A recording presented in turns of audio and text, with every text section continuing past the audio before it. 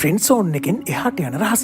ඔබ ඉතින් ආදරය කරන ඔබේ හොඳම මිතුරා හෝ මිතුරිය ඔබට තවමත් සලකන්නේ හොඳ යාළුවෙක් විදියට විතරද? එහෙනම් ඔබ හිරවී සිටින ඒ ෆ්‍රෙන්ඩ් සෝන් එකෙන් මිදෙන්න ඔබට කළ හැකි බලවත්ම දේ මෙන්න. මනෝවිද්‍යාවේදී මේ හඳුන්වන්නේ the romantic frame ලෙසයි. මෙහිදී ඔබ කරන්නේ ඔවුන්ගේ මොළය ඔබව දකින යාළුවා කියන රාමුව බිඳ දමා ඔබව පෙම්වතෙකු ලෙස දකින රාමුවට ඔවුන්ව සූක්ෂමව රැගෙන යාමයි. ඔබ කළ යුතු පළමු දේ ඔබ දෙදෙනා අතර ඇති කතාබහේ ස්වභාවය වෙනස් කිරීමයි. සාමාන්‍ය මිතුරන් කතා කරන ක්‍රීඩා විහිළු හෝ අනෙක් අය ගැන කතා කරනවා වෙනුවට ඍජුවම ඔවුන්ගේ පෞද්ගලික හැඟීම් සහ ආදරය ගැන කතා කරන්න. උදාහරණයකට ඔයාට ගොඩක් ගැලපෙන්නේ මොන වගේ කෙනෙක්ද? හෝ ඔයා ආදරය කරන කෙනෙක්ගෙන් බලාපොරොත්තු වෙන්නේ මොනවාද වැනි ප්‍රශ්න අසන්න. මෙවැනි කතාබහකදී ඔවුන්ගේ මොලේ නොදැනුවත්වම ආදරය සහ ඔබව එකට සම්බන්ධ කර ගැනීමට පටන් ගන්නවා. දෙවැනි පියවර තමයි දිගු දැස් හමුවීම. මිතුරන් සාමාන්‍යයෙන් කතා කරන විට දැස් දෙස බලනවාට වඩා තප්පර 2ක් හෝ 3ක් වැඩියෙන් ඔවුන්ගේ දැස් දෙස කෙලින්ම බලා සිටින්න. එමගින් ඔවුන්ගේ මොලේ ඔක්සිටොසින් නැමැති ආකර්ෂණ හෝමෝනය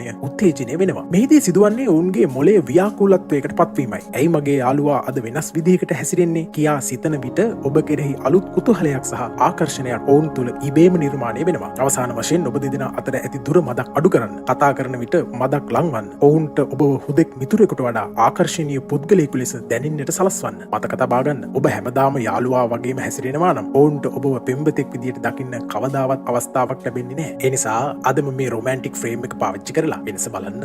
මේ වගේ දේවල් දැනගන්න හැකිනම් සබ්ස්ක්‍රයිබ් කරන්න. නොහැකිනම් වහාම සබ්ස්ක්‍රයිබ් කරන්න.